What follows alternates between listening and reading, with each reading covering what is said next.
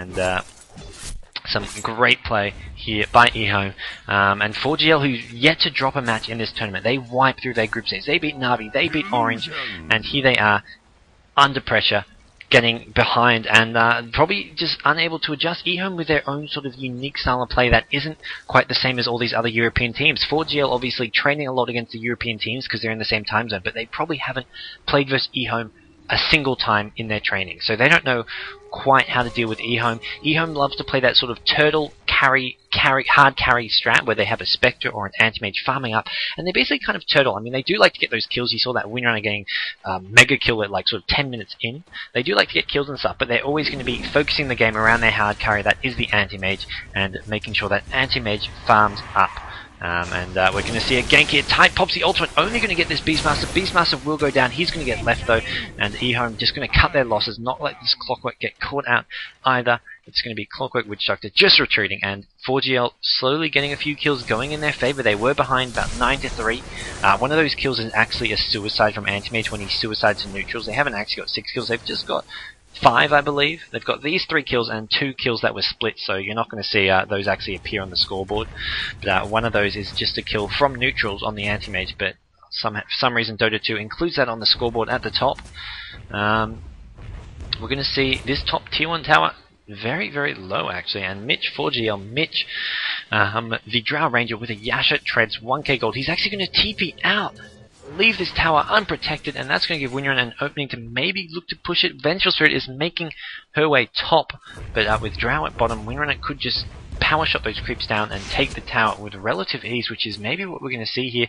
And this tier 1 tower, because Drow's left it, is going to go down, so maybe not the best decision by 4GL. They don't want to be giving up too many free towers, and Venomancer actually TPing in will defend it, and the tower not quite yet deniable. So good.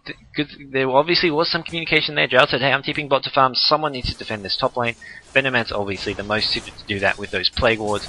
He's going to be there, and Vengeful Spirit as well, just hiding in this jungle, and we're going to see Beastmaster coming top, pops at DD actually, so with that Vanguard DD rune up, does have a lot of killing power, and we're going to maybe see him look for a kill either on Vengeful Spirit or Venomancer. Venomancer with that hood, but Lich is there to back him up as well. Lich with that ultimate, so the Radiant team need to be careful that they don't initiate into a fight they can't take.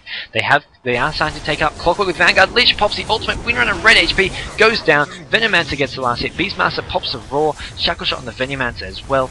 But hey, that's too late. That's too little too late. That Roar was probably a bit wasted there. Windrunner was always going to go down, and Beastmaster was never going to get anything from that Roar, so probably should have just saved it for this incoming push here as 4GL pick up another kill and look to want to push this tier 1 tower here. So some great play coming out from the Serbian team. The only worry is this Anti-Mage. Anti-Mage now with 1800 gold has a Sobi mask, or Sage's mask I should say. Not quite sure what he's thinking with the Sage mask in his items. I mean, I don't imagine that he's going for a Orchid Malevolence or anything. I'm not quite sure what it is that he wants to go for with that, but an interesting item choice nonetheless. Very cheap thing that he may just look to sell fairly soon. He's going to pick up something. Is it Yasha, or it's a Vlad's recipe? That's what the Sobi mask is for, of course. I should have actually realized that. Vlad's is actually a common item to get after Battle Fury on Anti-Mage. So he's going to pop that up. It's just weird seeing a Sobi mask by itself and thinking, what do you use Sobi mask for? Not many items except support items. And Beastmaster going to get swapped in. One stun. Tide Ravage. Shackle Shot hits perfectly though. Beastmaster still alive. Witch Doctor pops the ultimate. Can Beastmaster survive? Lich going to do enough damage. Take him out. Venomancer getting the last hit. Witch Doctor ultimate doing so much damage, but none of these dire heroes going down. Witch Doctor going to get taken out by Venomancer. Lich. Tide with a great ultimate. Windrunner hits another big Shackle Shot. Witch Doctor does take out the Tide with the Maledict. The Maledict damage does take him out. Anti-Mage is here as well. What can this Anti-Mage do? He's got the Treads, the Battle Fury, the Vlad as well. Going to give him some nice lifesteal as well as very, very big damage. He's going to blink on this Lich. Probably Lich is just so squishy to an Anti-Mage. Anti-Mage having already used the ultimate though, probably not going to be able to take out this Lich. Lich popping the Frost Armor will slow the attack of the Anti-Mage. But Clockwork coming in. Great hook shot. Battery Assault and takes out the Venomancer. Venomancer going down. Clockwork picking up the kill. Obviously love to see it going to the Anti-Mage, but they're just going to be happy with that kill. And now 2k gold on the Anti-Mage. Really going to be bringing this EHOME team back into the game. I mean, they were never out of it, but they had the last sort of 4 or 5 kills had all gone into 4GL's favour. But finally, picking up a few more kills for EHOME. EHOME, who did pick up that great early game advantage on the back of the win runner, getting a sort of 10-minute mecha kill. And now EHOME, with the anti-mage coming into the action, doing some fantastic play, and with this anti-mage getting more and more farm, 4GL are going to have to be thinking, how do we beat this anti-mage? What does our Drow got? Drow, well, there you go. Mantisal, 23 minutes. Mantisal, that is some very, very decent farm there, but obviously not quite as much as this anti-mage has. Anti-mage going to have to be careful, going to get silence here. Gush going to come in. Can they do enough damage? Vengeful Spirit needs a stun before the silence wears off. Anti-mage going to hide. Well, there's a stun. Anti-mage gets taken out. A great gank by 4GL.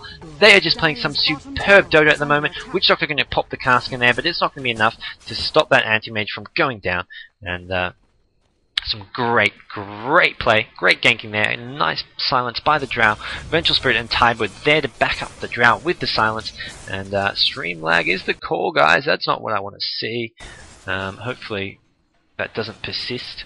We're going to have Witch Doctor at mid, just sort of hiding in this jungle. He's put down an Obsword there for the Raiden, so they've got vision up to this tower. They can see a bit behind it, maybe see this Vengeful Spirit, probably not. We're going to see, oh, Lich actually finds that Hawk. I'm not sure how he had vision there, but taking out that Hawk is going to be very, very useful for him.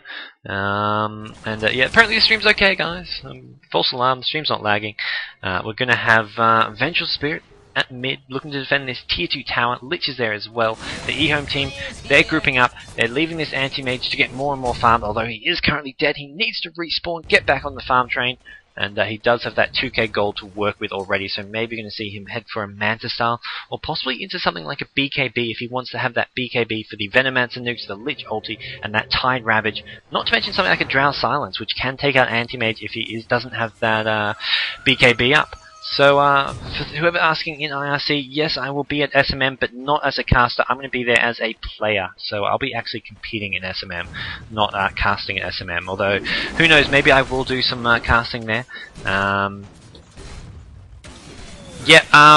Pumbaa in IRC, yes, I'll be uploading this video so you can watch it from the start. That's partly why I'm actually doing this cast, just to make a video for this game.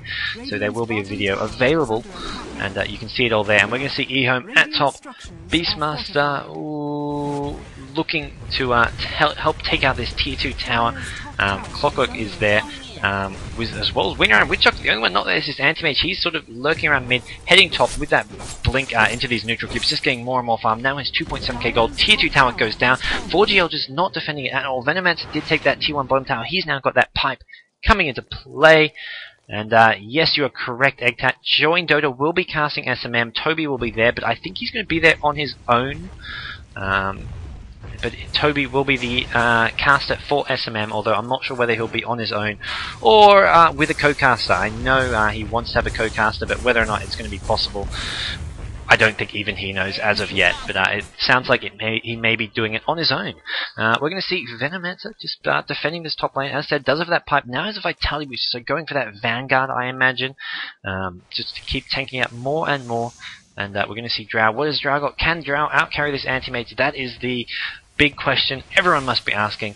And we will get a Clockwork Rocket onto Roshan just to make sure this Dire team isn't trying to sneak in a cheeky little Roshan with that Drow who can do huge damage. Venomancer, Plague Wards, and Tide Gush, hey, they can actually take out